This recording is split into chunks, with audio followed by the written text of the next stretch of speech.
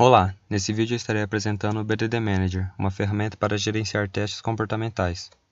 A ideia da ferramenta surgiu a partir do estudo de alguns artefatos disponibilizados pela empresa Rail Movement Planner, onde eles utilizavam User Stories para descrever novas funcionalidades, baseados na palavra Given, que era um conjunto de pré-condições, When, que descreve um conjunto de eventos, e Then, que descreve um conjunto de resultado a partir desses eventos. Além disso, também existiam testes em JBehavior, que é um framework de desenvolvimento BDD para Java. Um teste no JBehavior consiste basicamente de dois arquivos. Um arquivo .story, que contém o texto simples contendo o cenário e seus steps, e um arquivo .java, que contém a configuração de como aquele cenário será executado pelo framework. Além disso, para que possa ser executado, cada um dos steps, que é cada uma das linhas do cenário do .story, tem que ser implementado em Java, para que possa ocorrer a execução do teste. E com base nesse cenário, surgiu o nosso objetivo, que era transformar essas User Stories em Stories do JBehavior. E o resultado disso foi o BDD Manager.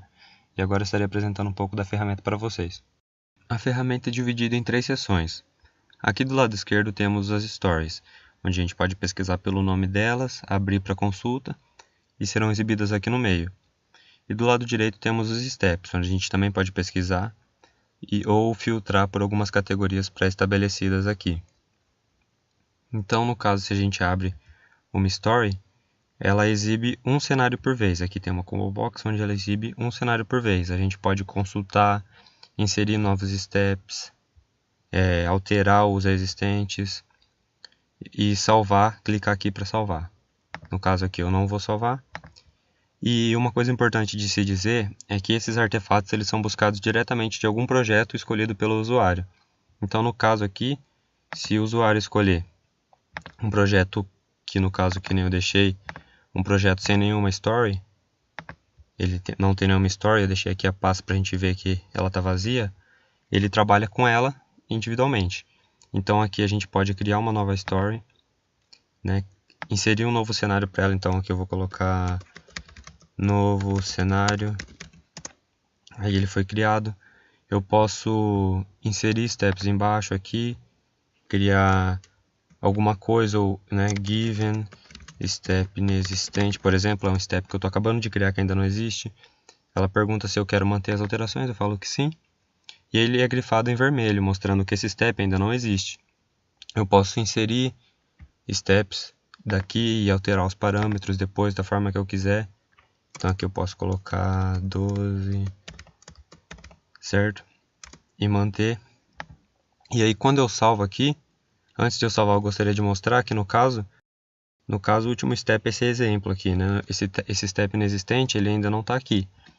Então, quando eu crio aqui, mando dar check aqui, ele pergunta se eu quero criar como pendência. Se eu falo que sim, ele pede o nome da história. Então, aqui eu vou falar nova story. E ele já fica como amarelo. Se a gente vier aqui na pasta, ela foi criada. E aqui ele mostra o amarelinho. E aqui agora, ele criou aqui essa pendência, esse given step inexistente aqui pra gente, para que possa ser implementado pelo programador mais tarde e o teste seja executado corretamente. Então, é basicamente isso. Aqui eu poderia criar novos cenários e aqui eu vou mostrar rapidamente a story que foi criada com um nome novo cenário, uma descrição gerada automaticamente e os 2 steps que a gente colocou. Se a gente vier aqui na ferramenta, alterar esse cara aqui, por exemplo, para 13 e salvar, aí aqui a gente clica em salvar, se a gente vier ver aqui, ele alterou para 13. Então é basicamente essa a ferramenta, permite que qualquer usuário que entenda do domínio do problema consiga criar essas user stories, e aí a ferramenta já cuida de todos os detalhes da implementação sem que o usuário precise se preocupar. É basicamente isso, espero que tenham gostado.